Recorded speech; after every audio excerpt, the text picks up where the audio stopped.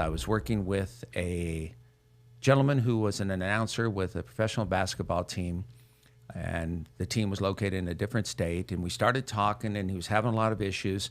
He had fallen in love with a woman that he had met on an escort app. Over a 4-year period, spent almost $600,000 on this woman. And at the same time, he knew that this woman was seeing different basketball players on his team. And so I was just intrigued. We did a lot of work, and, it went where it went where it didn't go and everything. And he didn't want to see a therapist because he thought that, if he saw a therapist, that people did a lot of work, and, it went where it went where it didn't go and everything. And he didn't want to see a therapist because he thought that, if he saw a therapist, that people would know because his insurance would pay. He went through his 401k. I mean, it's a tragedy for him. But he fell in love with someone who didn't care. And she was honest. I'm going to do what I want to do. I'm going to see who I want to see. But when he spent time with her, she made him feel like he was the most important person in the world.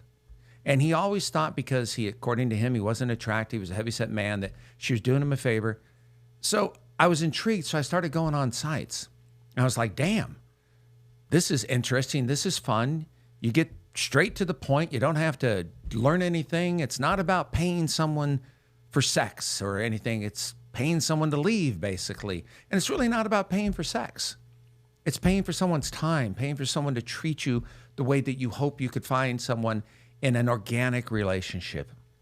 That started my spiral downhill when it comes to dating, when it comes to self-belief, when it comes to low self-esteem and being angry at myself. I can basically state without any missing numbers, in the last 7 years, I spent close to almost $700,000. A lot of that was with one person I met. A tremendous amount of that was over 4 years, but that was my choice. And then you get to the point when you go on apps, you don't know what the truth is. I've been bamboozled many times. I've had people write what I want to hear, say what I want to say, into the same sexual things I want. Fantasies are great, all this stuff. Send them money, and then boom, they're gone. But that's the thing you have to understand. If you're going to do this, you're going to come across that. And I've learned that I don't believe what anybody says. Now, if we have a conversation on the phone, you meet in person, that's a whole different story. A lot of times these things stay online because a lot of the people out there will say, well, I don't want to meet right now. I'll send you pictures. I'll send you videos. Well, first of all, you don't know if it's them. You have no idea what the hell it is. It got so bad in my life that I used to tell people, okay, you're going to have to buy a newspaper. Show me the date while you're doing what I ask you to do. And there's nothing wrong if a woman wants to do it or a man wants to do it, because there are men out there that want men. There are women out there that want women and men, blah, blah, blah, whatever you want. But the dating sites, Tinder, is amazing because if you go on there and you look, you know that a lot of the people on there, especially because I look for the women and look at the women, they're not real. Many of them have a certain look and they don't even have a bio.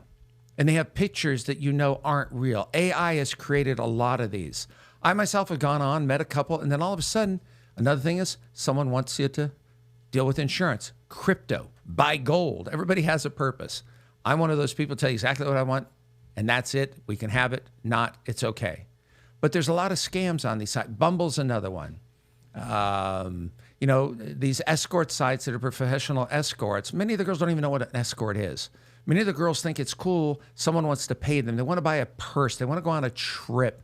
They want to do these things, that things. And the reality is many of them undercut what their value is. If you're giving that up, you should get what you can. But then again, it's so diluted with so many women out there, anybody will do it.